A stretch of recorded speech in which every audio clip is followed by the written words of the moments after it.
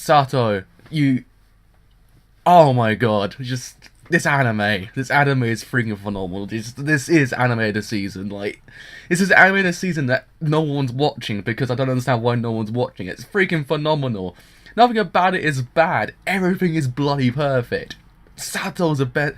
He's probably one of the best villains in anime that I've seen since Makishima from Psycho Pass. Oh my god. The fact he actually used another skyscraper to take down the pharmaceutical building, it was just like, oh freaking hell, just give that man a medal. Literally, he's a Hannibal, but he's basically the reverse of A-Team. He's like he's a terrorist A-Team.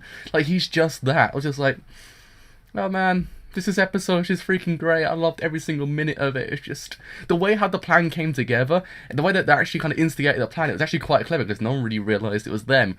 And yeah, one other thing I always kind of wonder is the fact that actually his identifying feature is his hat. Without his hat, no one knows it's him. It's like Clark Kent and his glasses.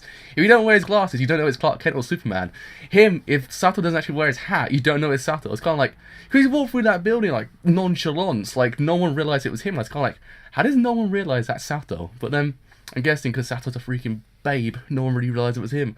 It's the fact that as the building was going down, he just stood there and laughed. I was just like, oh god damn it, he was just so great. I love the fact that the actual like police team just were trying to protect this one building the director was in, because they think they were actually going to attack that building, in the sense they thought they were actually going to bomb that building. So they actually used the whole countermeasure that Tozaki came up with.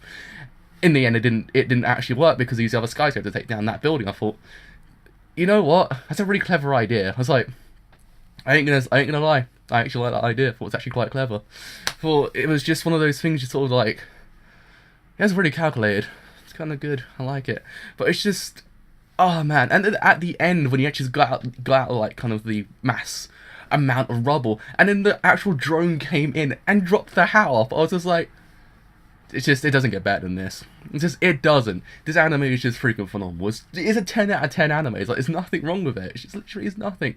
I like that Tozaki was basically saying Anjins weren't human. And it just cuts to shots of Izumi, and just like her face like is slowly destroying inside. Like the fact that she was realising like, I am human. I was kind of like, don't worry girl, you're the best girl of the anime. Just don't worry about it. You're human to me.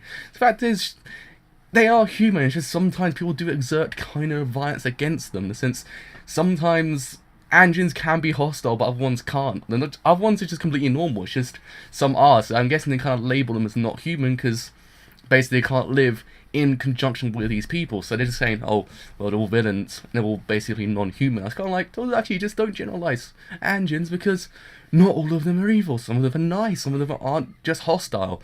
I liked how we got some more K and Ko action as well, because K and Ko are just the best. Just the way K just tortures Ko is just freaking great. Like, in the sense, he actually lost it right now. In the sense, Ko's actually still got a mentality. He's completely fine. Like, he hasn't lost his mind yet. The fact that basically Ko's trying to persuade K to actually just fight, to say take down Sato, just, why are you doing it? You don't care. You're insane. Like, you just don't care about anything else. It's the fact that everything was going down, and you just saw K's face just completely composed. Like, nothing on his face. Nothing just completely phased him. He was just, like, completely normal. I was like, he doesn't care. Like, I just love him because he really does not care at all about anything. Anything could be going down the universe. Stuff can be happening, but as long as he's fine, all that matters. I was like, oh god, man. Just, you're insane as well in your own right. The fact now he's got an iPhone, or a phone in this case, because the granny actually buys him an phone in this case. He actually don't know what he's going to do with that one, so hopefully next week we actually might get some more plot with that thing, because we're not too sure what he's going to do with it. We don't want to know what he's going to do with it, because K's insane as well, because Sato's like insane to the max. K's even worse. K's like, he's kind of like, he's that kind of character, you just don't know what he's going to do next. You just don't know.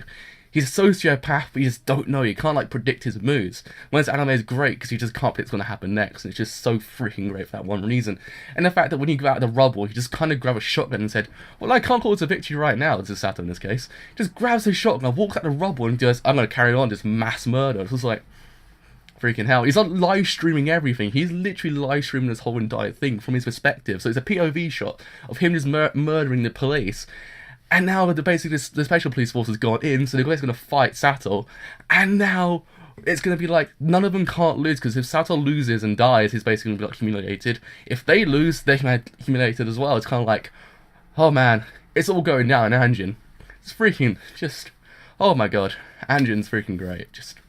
If you haven't watched it already, what are you doing with your life? Because it's just literally, it's probably the best 11 episodes you've probably watched in your lifetime in the past. God, ever since One Punch Man and Noragata, it's probably the best 10 episodes or best 11 episodes now I've watched in a long time. It's so freaking great. There's nothing wrong with it. I love it. I love the Granny and Kei's like kind of relationship as well.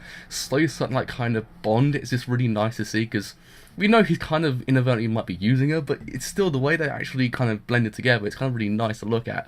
It's not like just a normal family. But yeah, that's the entire episode. Give it about a 10 out of 10. Just for some reason, it's just Satou's plan was freaking phenomenal. I was just like, man, that's calculated. I thought it's pretty freaking good. I thought it was freaking good. But anyway, with what's having and driving, leave a like, do leave out, it's quite a bit, leave a sub, do leave a sub, it's quite a bit. But with what's having and driving, let's go, bye for now.